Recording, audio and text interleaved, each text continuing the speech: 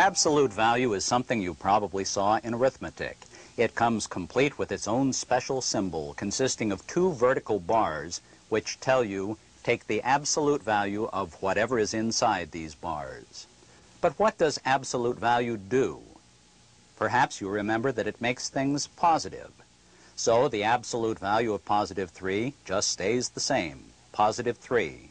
But the absolute value of negative 3 changes to positive 3. In a way, that's all there is to it. You can work out all these examples without even breathing hard. They simply come out positive. But of course, we really want to use absolute values in algebra with equations and inequalities and things like that. And here are some of the problems we'll work on later.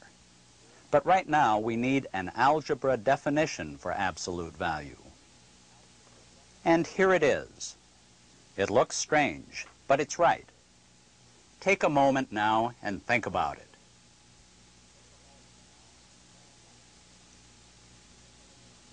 Now look at it like this. The definition comes in two separate parts. Part 1. If the number you start with is already positive, you just leave it alone. Part 2. If the number you start with is negative, put an extra negative sign in front of it. That changes the sign, of course, so it ends up positive. Very clever and very positive thinking. Let's see how that works out with numbers. Question: what does absolute negative 15 mean? The 15 inside the absolute signs is negative, so we apply the second definition, which says we need another negative sign. That gives us a negative 15, which of course is exactly the positive 15 we expected. And that's the thing to remember here. Absolute value makes things positive. That's really all our two fancy definitions tell us. They're written together here, and they say, think positive. Sometimes we'll need these definitions, and sometimes we can get along without. Next step, equations with absolute value in them. What are we going to do with this one? As usual, we want to find all values for x that will make the equation true. So we can probably guess the two correct answers. Not too hard in this case. And working with equations with absolute value signs, we're usually going to come up with two correct answers like this.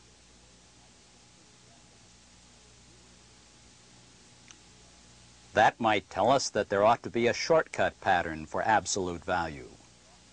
And there is. We can split our single absolute value equation into two separate equations, ordinary algebra equations. And I'm sure you understand that our little blob here means any absolute value. See if you can figure out how to apply the formula to this problem. Use the formula to split the problem into two equations and then solve each one. Work out your two answers and then come back.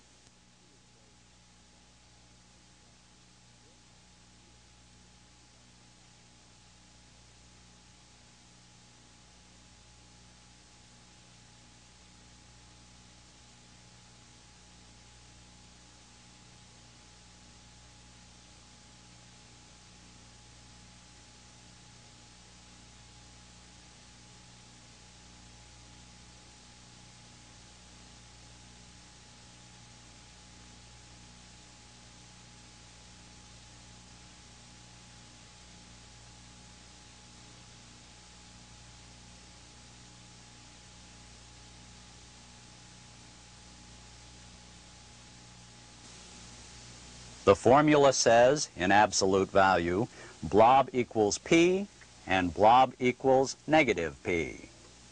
My blob is x minus 3. So x minus 3 equals 5 and negative 5. And I have my two equations. I solve each equation,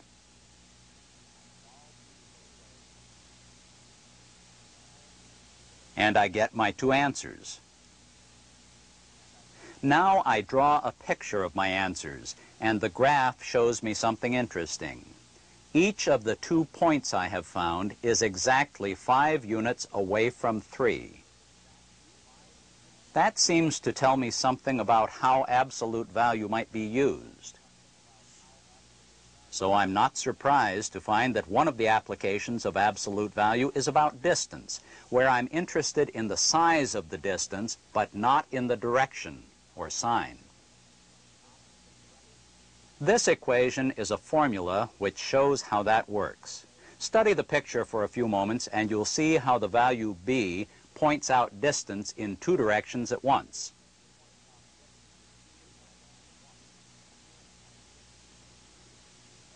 One word of warning.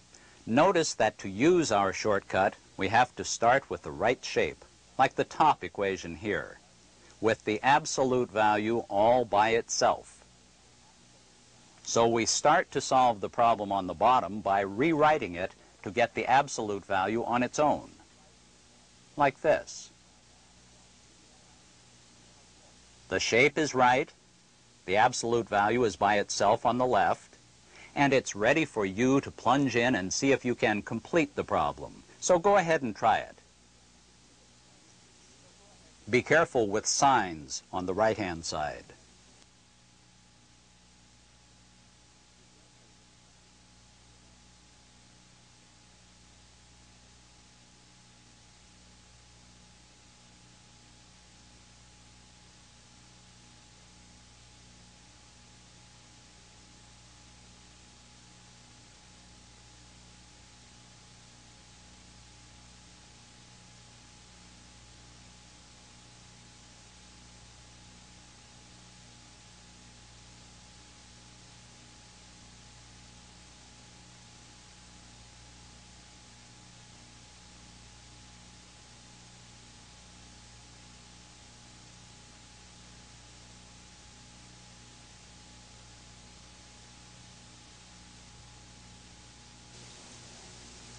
I follow the formula and come up with these 2 equations. And notice that the second one has both signs changed.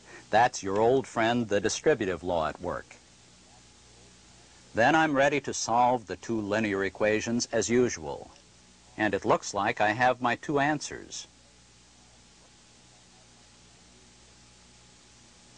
But do I? Well, here's a word of warning. When x appears on both sides of the equation as it does here, you have to check your answers.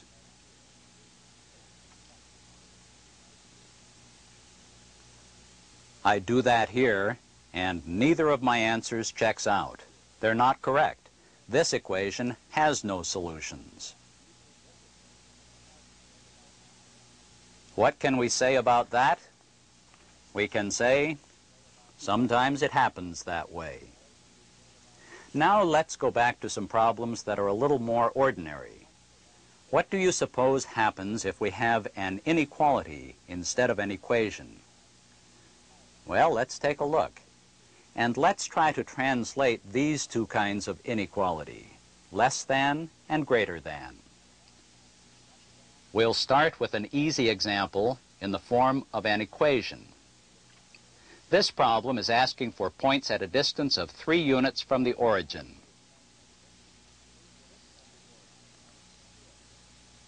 We get 2 of them.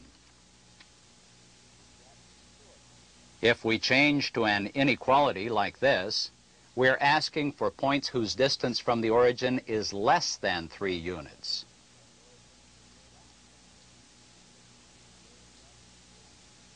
That gives us a whole interval of points.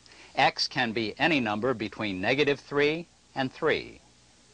And that kind of interval is the key to inequalities, which means that a less than inequality translates into the formula we see here. Watch closely, and we'll put it into action. This problem is exactly the right type, so we use the formula and translate it as we did before. And now we've got an inequality to sort out. We need x on its own. You can do it all at once or split it into two separate inequalities.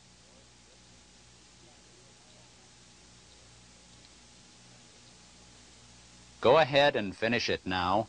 Either way.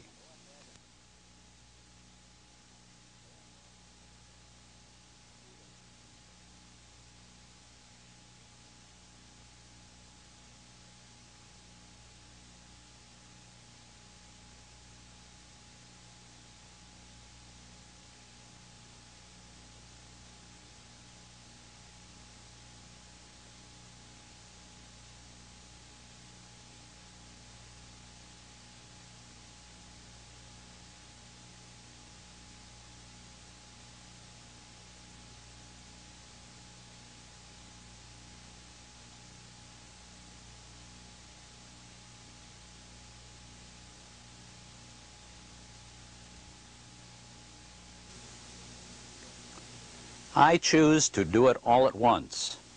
Get rid of the -5 by adding 5 to each of the three parts. Then divide by 2 in all the same places.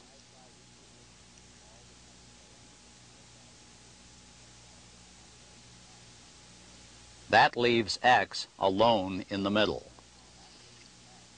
So our answer is the interval between -1 and 6. And here's the graph.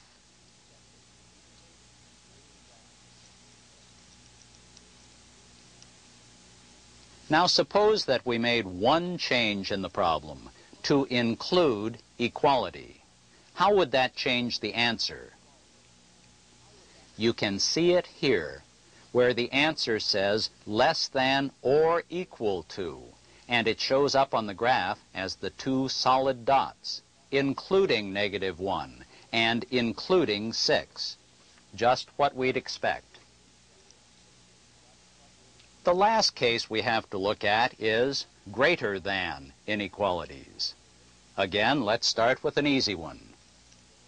We're looking for all points whose distance from the origin is greater than 3. That's going to give us two separate intervals for our answer, but that's okay. Any x to the left of -3 will do, and so will any x to the right of +3. And here's what our formula looks like this time. Split the problem into two parts to get two separate parts to the answer.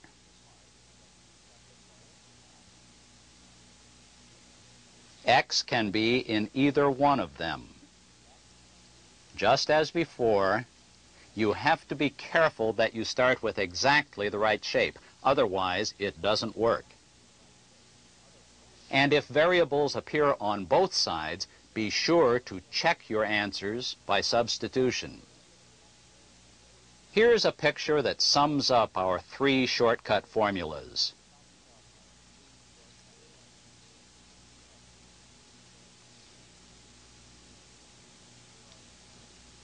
And here are the formulas again.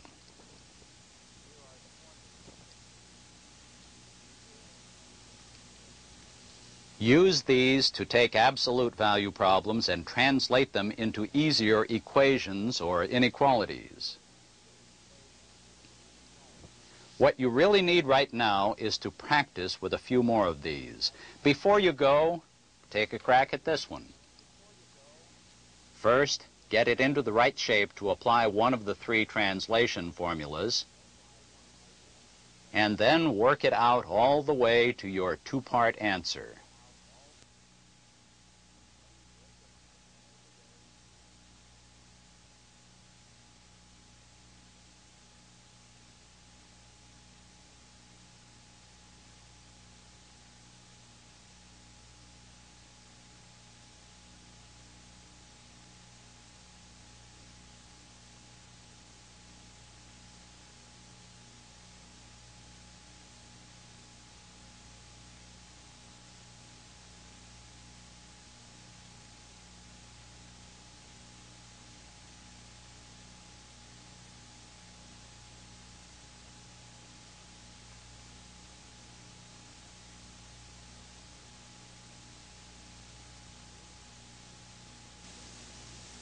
Here's how we need to rewrite the problem. Get the absolute value alone on one side.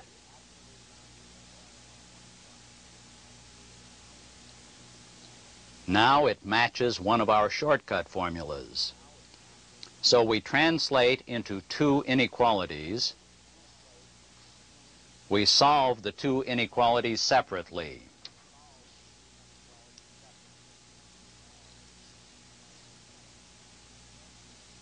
And that gives us our answer in two parts. As usual, we can draw its graph and see the two separate parts along the number line.